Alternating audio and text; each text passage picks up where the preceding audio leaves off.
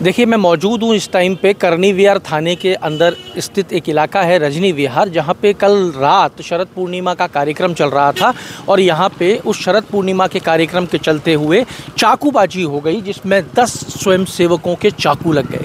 ये वो शिव मंदिर है जहाँ ये कार्यक्रम चल रहा था। आइए आपको अंदर ले चलते हैं, आपको दिखाते हैं। आप ये देख सकते हैं पुलिस का पूरा जाब्ता मौजूद है, पुलिस अपनी जाँच में जुटी हुई है। जैसे ही चाकूबाजी की घटना हुई तुरंत SMS ले जाया गया। सबसे पहले कैबिनेट मंत्री कर्नल राज्यवर्धन सिंह राठौड़ SMS पहुंचे, फिर विधायक पहुंचे, गोपाल शर्मा, अरुण चतुर्वेदी, ऐसे राजनेताओं का पहुंचना शुरू हो गया। संघ के प्रचारक भी वहां पहुंचना शुरू हो गए थे। स्वयंसेवकों की स्थिति जो बताई जा रही है वो खतरे से बाहर बताई जा रही है। कुछ को डिस्चार्ज कर दिया गया है, कुछ को आज डिस्चार्ज कर दिया जाएगा। पर ये आप देख सकते हैं शरद पूर्णिमा की खीर बन रही थी। इस खीर पे सबसे पहले ऐसा बताया गया है कि ये खीर यहाँ पे फैलाई गई है। मैं चाहूँगा कि दिखा दें ये फैली हुई खीर, आप यहाँ देख सकते हैं। इसके साथ ही आपको दिखाते हैं, देखिए ये मंदिर परिसर है जिसके अंदर चाकूबाजी की गई और लोगों को चक्कू लगे, लोगों को चोटें लगी। देखिए ये आप देख सकते हैं, ये खून के धब्बे आपको मैं जो दिखाने के लिए मंदिर ले जाना चाह रहा था, ये खून के धब्बे देखिए पुलिस इकट्ठे कर रही है। ये आगे भी हम आपको दिखा देते हैं, देखिए अगर आप आगे भी देख सकें सफ़ेद पे। आइए अब आपकी बात कराते हैं प्रत्यक्षदर्शियों से यहाँ पे जो उपस्थित हैं। सब कल एक कार्यक्रम चल रहा था, पूजा पाठ का कार्यक्रम चल रहा था और चाकूबाजी हो गई। 10 ऐसा नहीं था, शरद पूर्णिमा का कार्यक्रम था, उसकी वजह से खीर का प्रोग्राम रखा गया था। खीर वितरण का प्रोग्राम के साथ साथ होते होते यहाँ पे भजन का कार्यक्रम चल रहा था। महिलाएं भी थी, बच्चे भी थे, पुरुष भी थे।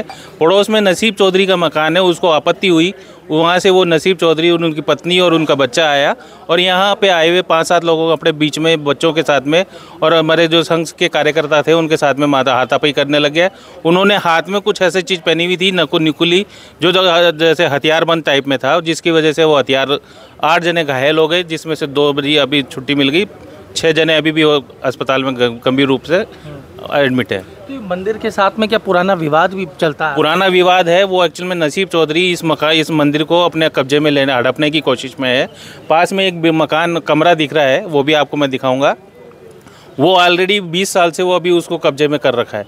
यहाँ पे पिछले 20 साल पहले के आसपास मनोज महाराज के रहते थे। उन्होंने इस मंदिर के ही उपलक्ष्य के लिए, इस मंदिर के कार्यक्रम के लिए ही इस मकान को बनाया गया था, लेकिन उसके भी विवाद में रहते रहते मनोज महाराज को भी और उनके भी काफ़ी पंगा रहा।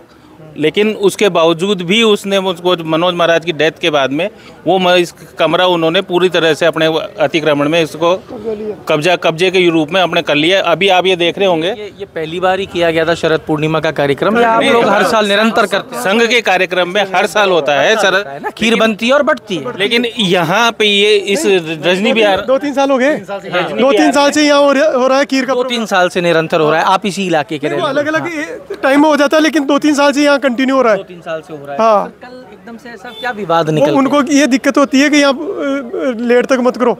अब लेट तक मंदिर में नहीं करेंगे तो फिर कहाँ करेंगे? यहाँ पे मंदिर में जो भी प्रोग्राम वगैरह होता है, सुबह जैसे पंडित जी वगैरह आरती करते हैं तो भी उनको ऑब्जेक्शन होते हैं। वो पंडित जी को भी डरा के रखते हैं कि आप यहाँ पे सुबह मंदिर की आरती नहीं करोगे, मंदिर के जो अपने जो इंस्ट्रूमेंट होते हैं बजाने के, मंजीरे वगैरह, वो भी आप इतनी तेज गति से नहीं बजाओगे ताकि हमारे वक्त को डिस्टर्ब हो। वो हमेशा की ही ये एक तरह से उग्रवादी तौर पर हमेशा रहा गया ये, और इस वजह से ये अतिक्रमण के तौर पर पंडित जी को धमकाना, कॉलोनी वालों को भी दबा के रखना, यहाँ के आसपास के लोगों को डरा के रखना, ये अतिक्रमण करने की उसके ऊपर नियत से काम करता है हमेशा ही। अब आप क्या बता रहे थे? आप तो कल मौजूद थे यहाँ हनुमान चालीसा का पाठ कर रहे थे। इतनी देर में आके वो उसके ठोकर लगाई है। किसके? खीर के भगोने के प्रसाद था और गिरा दिया। वो गिराते ही फिर आते ही फिर वो तो देवालेवी में, फिर उसके पास कोई चक्कू ताक था, वो देखा भी नहीं है, उनके लगा दी वो 7-8 जनों के, और उनके खून में लथपथ हो गए। और फिर ऐसे नाटक वो 3 आप देख सकते हैं, और खून ही खून, चारों तरफ खून बिखर गया। मंदिर प्रांगण के अंदर खून ही खून हो रहा है, खून ही खून हो गया चारों तरफ। ये देखिए, ये खून ही खून। और फिर इतनी देर में मैं अनुरोध करूंगा हमारे कैमरा साथी से कि खून भी के ये जो यहाँ से छींटे आप देख सकते हो, ये भी दिखाते हैं। आप बोलते हाँ, फिर ये खून से लथपथ हो गए और फिर उनको हॉस्पिटल ले गए। हॉस्पिटल लेते ही फिर वो औरों को भी बुला लिया उसने, कोई 10-15 जने और आए थे, लेकिन फिर यहाँ माहौल चेंज हुआ तो फिर वो भी अस्त व्यस्त हो गए, वो भी इधर उधर होने लगे। ये घटना उसके उपरांत भी इन सर आपका नाम? मेरा नाम मूल सिंह खंगारोत। मूल सिंह जी खंगारोत। भाई साहब आपका नाम? नरेश पालीवाल। नरेश पालीवाल। हाँ भाई साहब आपका नाम बता दें। देखो मेरा नाम उमेश उपाध्याय है और ये घटना पहली नहीं, पहले भी ऐसी वारदातें कर चुका। एक बार 2 साल पहले जन आधार के लिए कैंप लगा, वो टेंट वेंट सब तोड़ ताड़ दी इसने। और आए दिन जब भी यहाँ कोई आरती का आयोजन हो, झालर घंटी नहीं बजने देता, हनुमान चालीसा नहीं होने देता, भजन कीर्तन नहीं होने देता, आती है। और आप भी कल घटना आते ही कुछ किसी से कुछ पूछा नहीं, आते ही लात मारी, ये क्यों कर रहे हैं, जैसे उसकी बाप की बापोती हो, बापोती बना के कब्जा कर रखा हो, ले ली उसने मंदिर पे।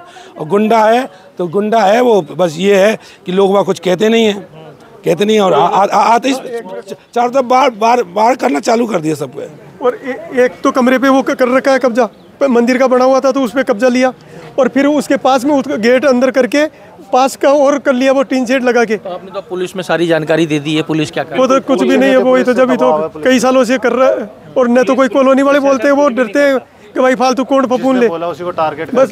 तो आपकी खुद की सरकार है, अब क्या दबाव है? सरकार कुछ किसी की होती है, पैसे की सरकार है, सबसे जो पैसा देता है प्रशासन करेगा ना कार्रवाई। सरकार के पास रिपोर्ट पहुंचाना, एफआईआर। आप समझिए कि हमारी सरकार है, हम 1 बजे एफआईआर के लिए दिया, 4:40 पे एफआईआर लिखी है इन्होंने, 3 घंटे तक हम वहाँ बैठे रहे जब तो एफआईआर लिखी है, जो प्रत्यक्ष है, सब कुछ सामने है, उसके बावजूद तो उससे आप समझ सकते हैं कि सरकार का मतलब नहीं है कि प्रशासन कितना उसको सेंसिटिव लेते कि जो आदमी का दबाव उसका काम चलता है, जो नॉर्मल पब्लिक है वो परेशान होती रहती है। देखिए यहाँ पे पूर्व मेयर भी आ गई हैं शील दबाई, इनसे भी बात करते हैं, इनसे भी जानने का प्रयास करते हैं।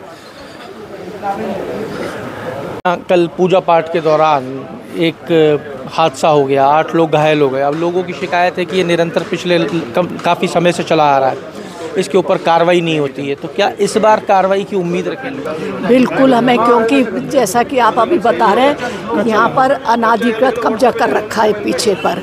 ये मैंने नगर निगम से यहाँ कैंप लगा था, रात को लगा के गए थे, सुबह तोड़ फोड़ के उसने यहाँ से कर दिया।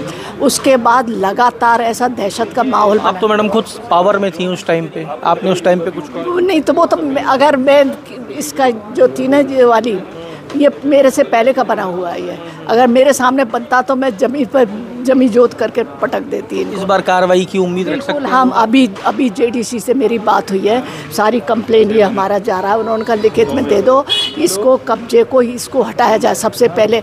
मतलब आप सोचिए, ये तो घर है और ये यहाँ पर ऐसे करते करते कब्जा करने आ गया है। और कल जिस तरह से अटैक किया है 15 निर्दोष लोगों को, ये देख लीजिए, ब्लड आपने देख ही लिया होगा। मतलब उनके इरादे पता नहीं क्या थे, मैं तो कुछ कह नहीं सकती क्या सोचकर वो आए थे।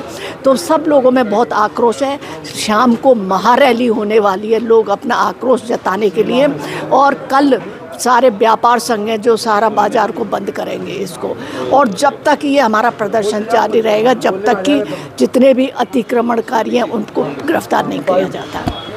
तो देखिए, पूर्व मेयर शील दबाई ने बता दिया कि शाम को महारैली होगी और कल व्यापार संघ इसके विरोध में पूरा बाज़ार बंद रखेंगे, और ये जब तक प्रदर्शन जारी रहेगा, जब तक आरोपियों को सज़ा नहीं मिल जाती।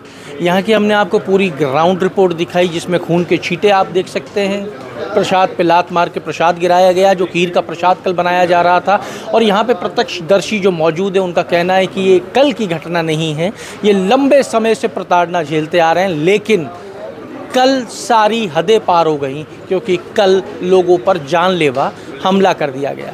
अब देखते हैं प्रशासन क्या स्टेप उठाता है। रिपोर्ट दर्ज कर ली गई है, किस स्तर तक लेके जाते हैं, क्या कार्रवाई होती है, ये सब आप तक पहुंचाएंगे। जुड़े रहिए हमारे साथ। अमर उजाला के लिए जयपुर से मैं आशीष। अगर आप ये वीडियो YouTube पर देख रहे हैं तो हमारे चैनल को सब्सक्राइब करें और बेल आइकन को दबाना ना भूलें। अगर आप Facebook पर ये वीडियो देख रहे हैं तो हमारे पेज को लाइक करें।